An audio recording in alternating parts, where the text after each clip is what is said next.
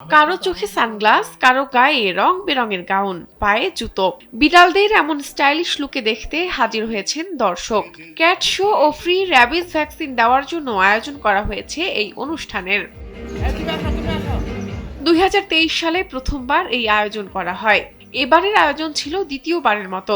এতে ছিল যেমন খুশি তেমন সাজো, প্রদর্শনী ও র্যাম্প শো। এই অনুষ্ঠানে অংশ নেয় 130টি বিড়াল। সেরাদের জন্য ছিল পুরস্কারের ব্যবস্থাও।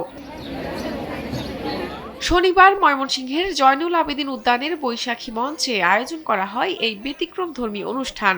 প্রফেসর স্পিড কেয়ারের উদ্যোগে করা হয় এই আয়োজন। প্রতিষ্ঠানটির পরিচালক ও বাংলাদেশ কৃষি বিশ্ববিদ্যালয়ের ভেটেরিনারি সায়েন্স বিভাগের অধ্যাপক ডক্টর মোহাম্মদ মাহমুদুল আলম জানান, ভিশনের ফুলঝুরি মেগা অফারে ফ্রিজ কিনলেই পাচ্ছেন 16 পিসের আকর্ষণীয় গিফট বক্স একদম ফ্রি। ময়মনসিংহে যারা বিড়াল পালন করছেন তাদের এক ছাতার নিচে এনে বিড়াল সম্পর্কে সচেতনতা বৃদ্ধি করতে চেয়েছেন তিনি। মানুষ কিন্তু দেশি বিড়াল থেকে বিদেশি বিড়ালকে বেশি ভালোবাসে, বেশি পছন্দ করে। আমাদের দেশি বিড়াল অনেক ভালো এবং এখানে কোনো বৈষম্য রাখা আসলে ঠিক না। এটিও আমাদের একটি বার্তা যাবে এবং আমরা এই বার্তা সারা বাংলাদেশে ছড়িয়ে দিতে চাই।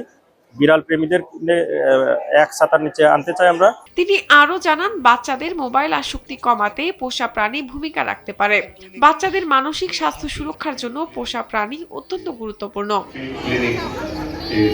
বিড়াল প্রেমীরা বলছেন, বিড়ালদের নিয়ে এই আয়োজনে আসতে পেরে ভীষণ খুশি তারা। ওর নাম হচ্ছে সিম্বা।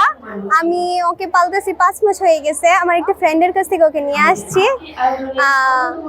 আমার কাছে ভালো লাগে, মানে আমি যখন একা থাকি তখন ওই আমার সাথে অনেক খেলাধুলা করে, মানে আমার সব কথা ওই বলছে। ওদেরকে নিয়ে বেশ ভালো সময় কাটে। আমার মেয়ের পড়াশোনার বাইরে ওদেরকে খাওয়া দাওয়া, গোসল করানো, যত্ন নেওয়া, ওদের সাথে খেলাধুলা করা, গল্প করা, সবকিছু ওদের সাথে। আর আমার শাশুড়ি যেহেতু উনি ঘরেই থাকেন, বয়স হয়েছেন, ওনারও বেশ ভালো সময় কাটে এই দুজনকে নিয়ে। বিড়াল প্রেমীরা চান প্রতি বছর যেন এভাবে পোষা প্রাণীদের নিয়ে মিলন মেলার আয়োজন করা হয়। শাহনাজ পারভীন, কালবেলা।